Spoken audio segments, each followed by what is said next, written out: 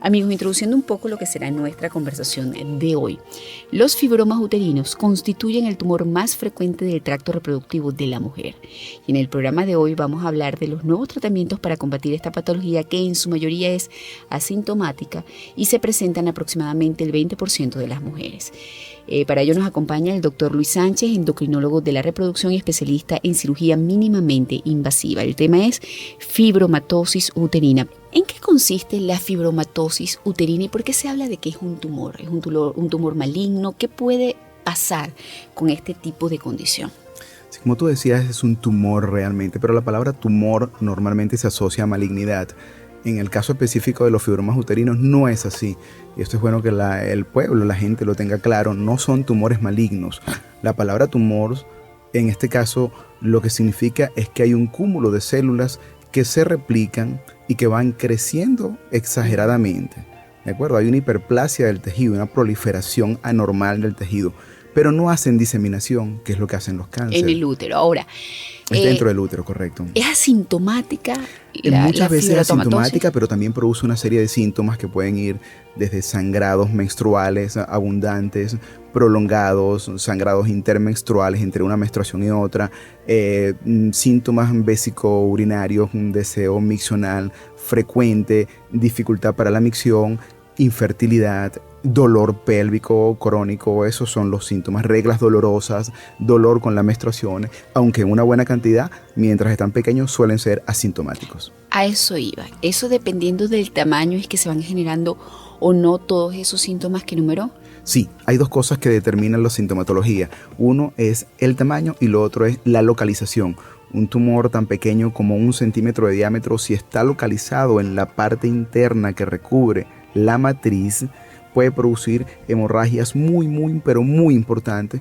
Por el contrario, un tumor de 5 o 6 centímetros que esté ubicado totalmente por fuera de la matriz puede no producir ningún síntoma de hemorragia. Está con nosotros hoy en A Tu Salud el doctor Luis Sánchez, endocrinólogo de la reproducción y especialista en cirugía mínimamente invasiva, hablando de lo que es fibromatosis uterina. ¿Quiénes son más propensas a padecer una fibromatosis uterina, por un lado? Y por el otro lado, ¿cómo se diagnostica? ¿Es difícil llegar a su diagnóstico tomando en cuenta que muchas veces en sus comienzos es asintomática o dependiendo de la localización, como ya lo explicó? Sí, en cuanto a los factores de riesgo o cuáles son las personas que tienen tendencia a padecer fibromatosis uterina, hay varios factores, algunos modificables, otros no modificables. La herencia no es modificable. Si tu mamá, tu tía, tu abuela tuvo fibromatosis uterina, pues muy probablemente tú también vas a estar en ese camino, ¿no? Existe una gran posibilidad que así sea, es la herencia y eso no lo podemos modificar. Las personas de raza afrocaribeñas tienen mayor tendencia a tener fibromatosis uterina que las personas de raza caucásica, por un lado. Por otro lado, hay otros factores que sí son modificables. Por ejemplo, las personas que tienen niveles elevados de insulina porque tienen un defecto de tipo insulinoresistencia, que es muy común hoy en día, dadas las circunstancias de vida de la sociedad moderna. Esas personas, la insulina es un factor de crecimiento. La insulina es algo que promueve el crecimiento de los fibromas uterinos una vez que aparecen. Entonces, tienen una mayor tendencia. Entonces, hay que estar muy alerta en las personas que tienen insulinoresistencia y que tienen niveles elevados de insulina. Las personas que no tienen ciclos menstruales regulares, y esta parte es muy importante, si hay irregularidad menstrual, lo que significa es que esa persona está expuesta durante un tiempo prolongado a niveles altos de estrógeno, sin progesterona, que es la hormona que se produce al momento de ovular. En ese caso, esa es una persona que por tener niveles altos durante mucho tiempo de estrógeno circulante en la sangre, va a tener una mayor tendencia también a tener fibromatosis uterina. Y la otra que es modificable y que es muy importante también es el momento en que decides tener familia, el momento en que decides ser madre. Si decides ser madre antes de los 30, tienes menos riesgo de tener fibromatosis uterina. Por el contrario, si decides ser madre luego de los 30, cada año que pasa incrementa tu chance de que tengas fibromatosis uterina. Ahora, en función de eso, ¿cómo se llega al diagnóstico? El diagnóstico es relativamente sencillo dependiendo de la localización. Los más difíciles de diagnosticar son los que están dentro de la cavidad uterina, que están por dentro. Algo muy similar a, yo comparo la cavidad uterina y el útero con un aguacate. Los que se localizan en la zona donde está la semilla del aguacate son los más difíciles. de diagnosticar. Tienes que hacer algún estudio generalmente endoscópico de la cavidad uterina, ya sea una histeroscopia o un ultrasonido modificado, que es una sonohisterografía con colocación de líquido dentro del útero para poder diagnosticarlo, sobre todo si miden menos de 1 centímetro de diámetro. ¿Y los otras demás se formas diagnostican por ultrasonido. El ultrasonido es la herramienta fundamental. Un ecosonograma endovaginal es muy importante, tiene que ser endovaginal. El ecosonograma pélvico clásico con la vejiga llena, con deseos para la micción, hoy en día ya no se usa. Hoy en día todo ginecólogo moderno tiene que tener un ultrasonido con una sonda endovaginal para realizar un eco pélvico. Ok. Ahora, ¿qué sucede cuando no es tratado oportunamente o diagnosticado oportunamente un caso de fibromatosis uterina? La tendencia de las lesiones es a crecer en el tiempo. Definitivamente, a veces el periodo de la menopausia puede atenuar el crecimiento, pero aún en mujeres posmenopáusicas puede observarse algún tipo de crecimiento. Una vez que crece, comienza a aparecer la sintomatología, comienzan a aparecer los sangrados más abundantes, prolongados, cambios importantes en la sintomatología como dolor durante la relación sexual, y la infertilidad puede aparecer en la medida que los fibromas van obstruyendo trompa o van comprimiendo la cavidad del útero. Nuestro tema, fibromatosis uterina, junto al doctor Luis Sánchez, endocrinólogo de la reproducción y especialista en cirugía mínimamente invasiva. Y quisiera que me hablara de dos cosas en este momento. Primero, ¿cuáles son las herramientas de las cuales se valen los médicos para abordar un problema de fibromatosis uterina? ¿Y qué tan efectivas son estas técnicas? Sí, los tratamientos van desde el tratamiento médico, consiste en inyecciones de depósitos, son medicamentos que se administran una vez al mes o una vez cada 3 meses y reducen el tamaño del fibroma. Son eficientes en algunos casos para reducir el tamaño del fibroma y luego proceder a una intervención si es muy grande, o posponer la intervención si en un momento no es adecuado acometer la cirugía. Sería el tratamiento médico. También está el tratamiento quirúrgico, que el tratamiento quirúrgico hay 2 modalidades.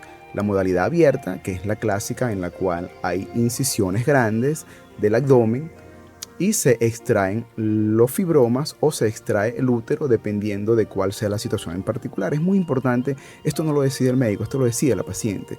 Si la paciente quiere conservar el útero o no, es una decisión de la paciente, no es una decisión del médico. En algunas situaciones extremas uno puede recomendar extraer el útero, pero en última instancia generalmente es excepcional que en un caso tú tengas necesariamente que extraer el útero, porque si no, no puedes hacer la cirugía. Si eres un buen cirujano, en general lo vas a poder hacer, en general. Entonces es una decisión de la paciente. La cirugía abierta, que ya está, digamos, pasando de moda porque hay tecnologías nuevas. Está la cirugía endoscópica mínimamente invasiva a través de orificios pequeños entre 5 y 10 milímetros de diámetro, que permite 10 milímetros de diámetro es más o menos esto, es un centímetro. Es un centímetro, es realmente pequeño. Entendí centímetro y no milímetro, por eso estaba. Sí, no, es un centímetro, realmente es muy pequeño, exactamente, es muy pequeño, y a través de ahí se pueden extraer fibromas de 7, 8, 10 centímetros. El tamaño ya no es una limitante, porque hay un equipo que se llama morcelador que te permite rebanar el fibroma y extraerlo a través de una incisión de 10 centímetros, de 10 milímetros solamente, de 1 centímetro de diámetro. Eso son cirugías que el paciente se puede quedar un día en la clínica si cree que lo necesita, pero igualmente puede irse el mismo día. Nosotros, la mayoría de los pacientes se van el mismo día, los operamos en la mañana, se van en la tarde para su casa. Una cirugía muy bien tolerada, con mínimo dolor, con reincorporación al trabajo en menos de 1 semana, sin cicatrizaciones grandes. A veces ni se ven porque haces una incisión dentro del ombligo y las otras incisiones son de 5 o 10 milímetros, queda solamente una. Ese es el tratamiento quirúrgico mínimamente invasivo que permite extraer los fibromas o extraer el útero también. Y otra modalidad de tratamiento es tratamiento radiológico. ¿A qué me refiero con esto? Se puede colocar un catéter en uno de los vasos periféricos del organismo, en las piernas o en la ingle, y a través de allí se coloca el catéter dentro del vaso que nutre al fibroma o a los fibromas y se produce una obstrucción, se produce una embolización de ese vaso. Es decir, se inyecta una sustancia que produce el cierre del vaso y el fibroma se queda sin el flujo sanguíneo que le permite sobrevivir. Tiene que morir. y se va contrayendo progresivamente. Es un tratamiento muy eficaz, es un tratamiento igual, súper bien tolerado por las pacientes porque las incisiones igual son mínimas, son incisiones de 5 milímetros, 1 centímetro de diámetro y de hecho no son en el abdomen, son hacia los miembros inferiores. Y la recuperación es igualmente muy, muy, muy rápida. No es, digamos, tan efectivo como la cirugía en el sentido de que no extraes la pieza, no extraes el fibroma, pero sí produce un alivio importante de los síntomas y casi en su totalidad en el 90% de aquellos casos tratados. Qué bueno. ¿Cuáles son las probabilidades de que una paciente con fibromatosis uterina recaiga en el problema?